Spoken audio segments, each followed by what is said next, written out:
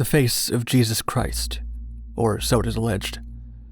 Reportedly recorded by a device known as the Chronovisor, this image and other audio recordings are said to have been picked up by a device supposedly in the possession of the Vatican.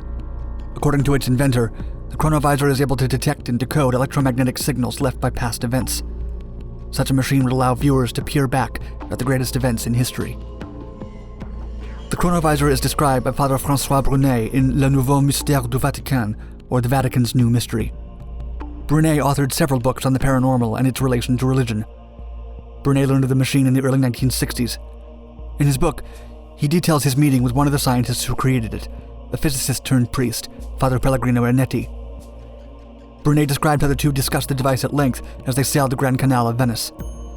Ernetti claimed that a cabal of 12 of the greatest scientists in the world added to the Chronovisor's invention. Brune was amazed at the promise of such a machine and thoroughly convinced of its existence. The true nature of the device and its fate, however, remain closely guarded secrets.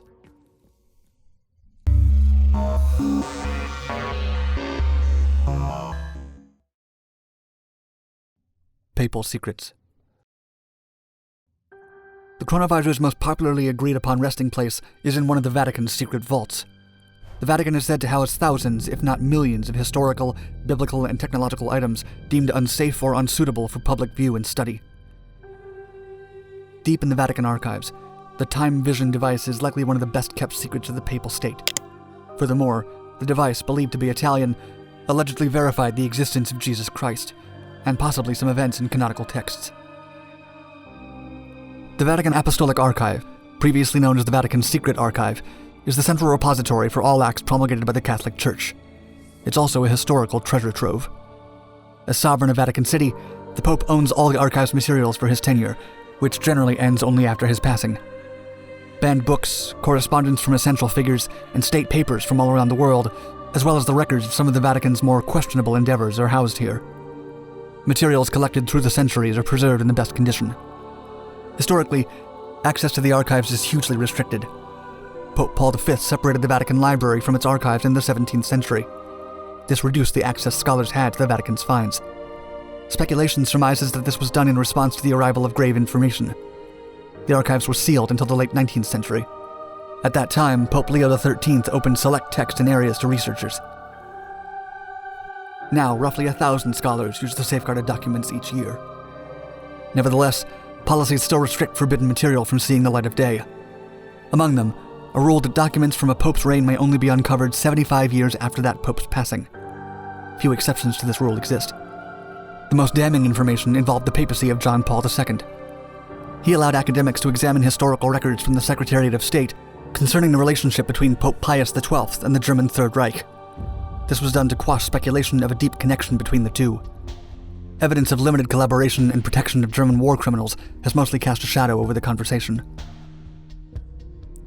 Other attempts to open the archive have been made. Due to the popularity of the 2008 film Angels and Demons, which portrays the archives, the Vatican invited journalists in 2010 to give a more faithful report. In 2018, Pope Francis released documents to assist in the investigation of former Cardinal Theodore McCarrick, accused of sexual misconduct.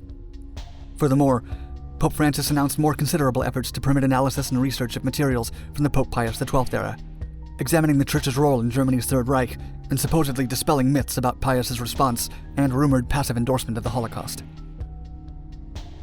Invention. Supposedly invented in the 1950s, the Chronovisor machine was developed by a secretive group of scientists, including Pellegrino Ernetti and Enrico Fermi. They sought to offer a window into the past.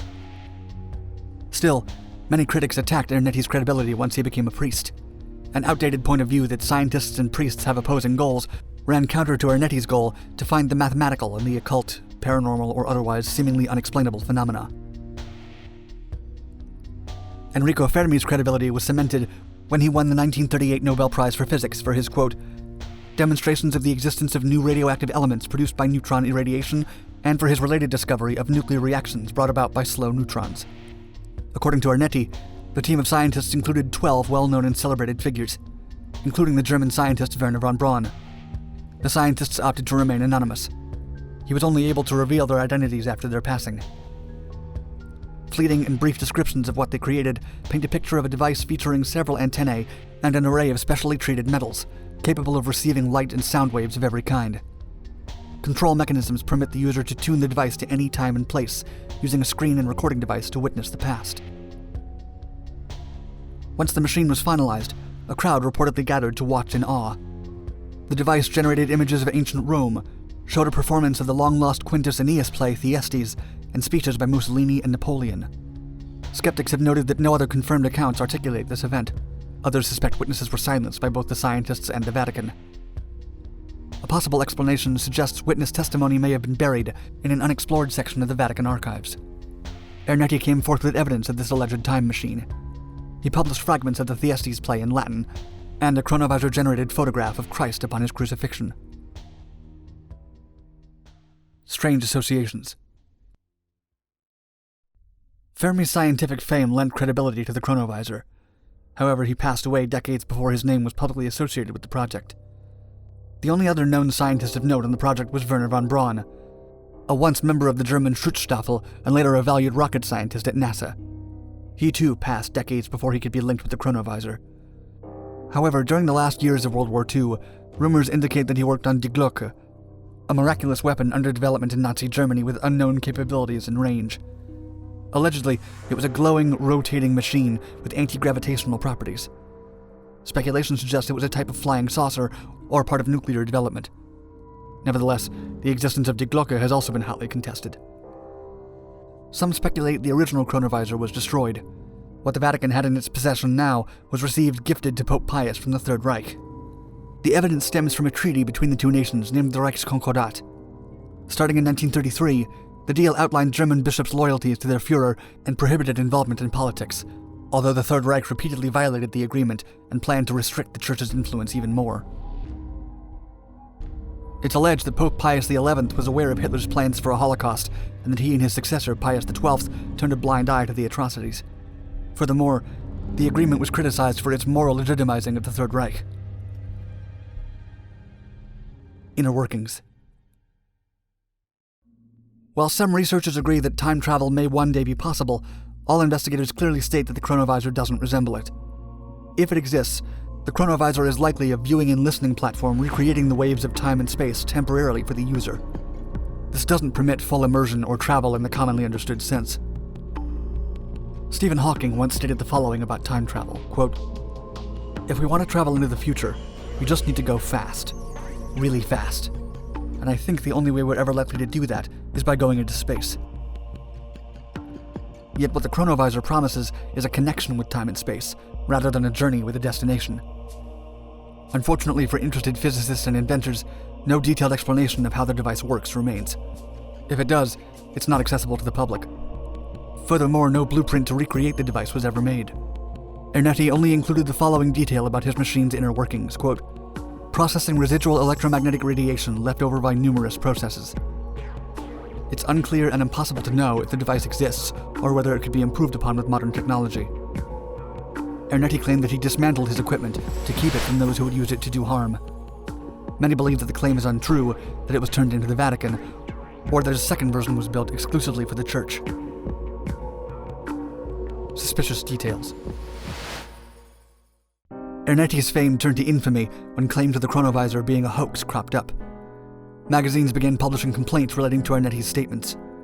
Many claimed that the image of Christ captured by the Chronovisor came from a reversed postcard image from Santuario dell'Amore Misericordioso, an Italian town in Colle Valenza.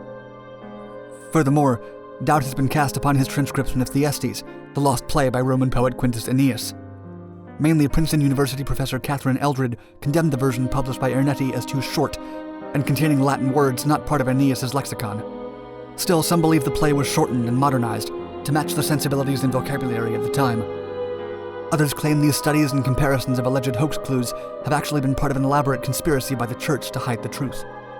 Believers in the Chronovisor and its safekeeping in the Vatican archives have long claimed that the papacy fears what effects access to such a technology would impose around the world. This is why they've discredited the scientists and denounced the notion as a hoax. There is an even more mysterious claim that the Vatican still uses the Chronovisor to affect governments and economies globally. Moreover, each successive pope plays their role in a sequence of events that will eventually lead to the Vatican's global dominance. To many, the Chronovisor remains one of the most secret inventions in the world.